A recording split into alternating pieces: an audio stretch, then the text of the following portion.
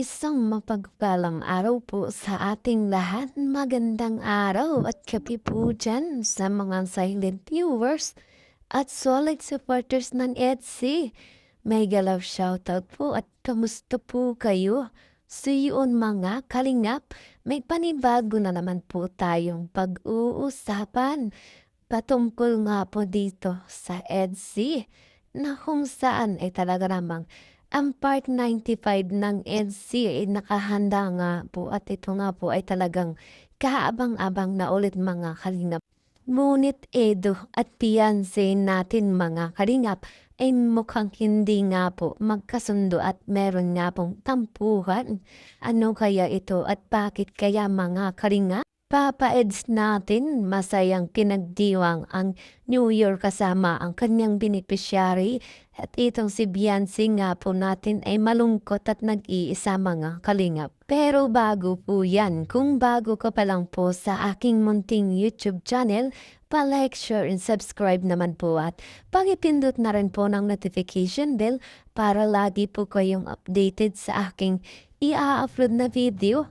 At paalala rin po bago po tayo magbigay ng ating mga komento at opinion, itapusin po muna natin ang kabuuan ng video. Nang sa ganun nga po akma po ang ating i-comment mga kalingap at lagi ko rin nga pong hiling sa inyo, ipatuloy po nating suportahan ang mag-ama na matubang. Napakaganda nga po yung ipinapakita nila sa atin, mga pagbibigay saya at tulong sa ating mga kababayan suportahan po natin at imaraton mga kalingap. Nang sa ganun nga po marami pa po silang matulungan.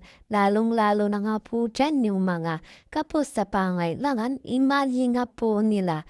At syempre, huwag din po natin kalimutang suportahan ang kanilang may bahay. Walang iba kundi sina Ate Edna Vlogs at Jackie Tafia.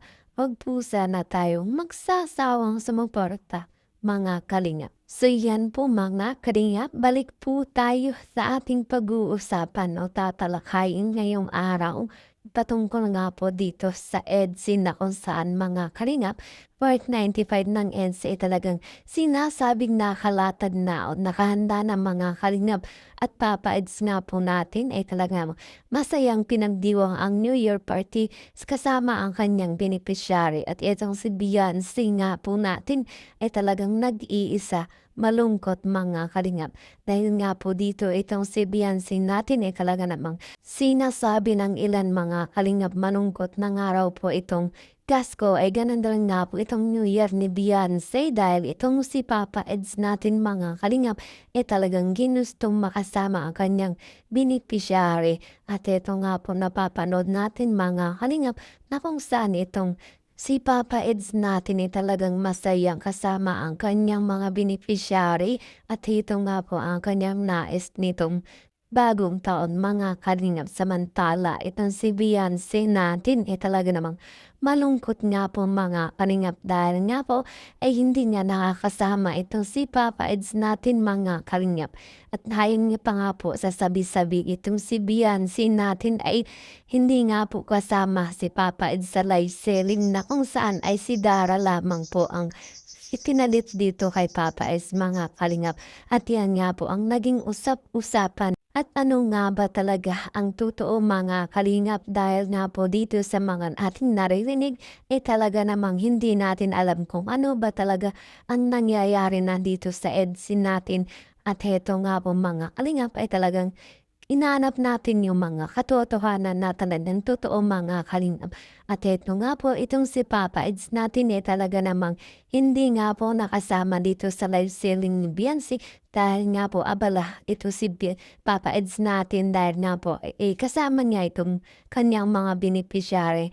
At syempre ito nga po talaga yung unang goal ni Papa Eds na yun dahil gusto niyang mapasaya ng kanyang mga beneficiary mga kalingap.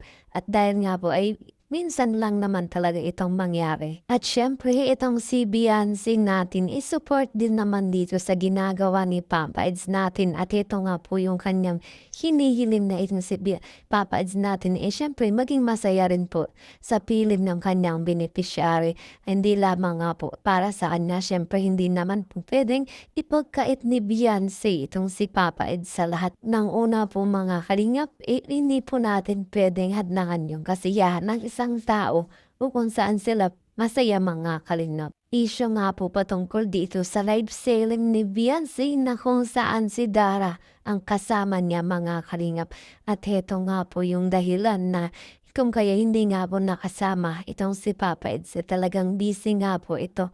At syempre itong si Beyonce natin ay hindi nga po talaga pwedeng mawala at dito sa live selling mga kalingap. At syempre bilang isang dagdag income na rin po ito para kay Beyonce nang sa ganun mga kalingap ay marami pa nga pong maipon na itong si Beyonce natin at makadagdag nga po dito sa kanya mga pangangailangan. At heto nga po mga kalingap, update nga po dito sa part 95 ng EDSI ay sinasabi nga pong nakalatag na nakahanda na mga kalingap. At grabe nga po talaga namang hindi papahuli na naman itong EDSI natin mga kalingap. At ito nga po mga kalingap ay talaga namang nakahanda na para nga po sa unang vlog na naman ng EDSI ngayong 2026 mga kalingap. At eto nga po talagang kaabang-abang na naman mga kalingap. At syempre ang ilan po ay wala pang ideya patungkol nga po dito mga kalingap. At syempre para po tayo ay subaybay ay atin nga pong abangan palagi ang vlog ni Kalingap Rab at yan nga po antabayanan natin itong vlog dito sa part 95 ng EDSI mga kalingap. Siyempre natapos na naman nga po ang isang taon talaga namang itong EDSI natin mga kalingap ay nandito pa rin para sa atin kung kaya patuloy po nating suportahan i-marathon at panoorin ang kanilang vlog mga kalingap. At ganon rin nga po sa vlog ni Kuya Bal na kung saan talagang ito nga po't makatulong tayo at patuloy nating suportahan ang vlog nila mga kalingap. At yan nga po ang aking update ngayong araw mga kalingap na kung saan patungkol sa EDSI talaga namang nakalatag na nga po ang part 95 at kaabang-abang nga po ito mga kalingap. At ito nga po patungkol kay Papa Eds na kung saan mga kalingap talagang masaya kapiling ang kanyang beneficiary. At itong si Beyonce na atin talaga nahalulungkot at nag-iisa mga kalingap.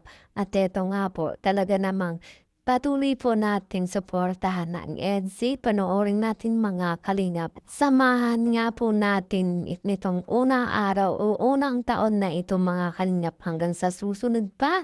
At marami pa nga po tayong masubaybayan dito sa EDSI natin mga kalingap.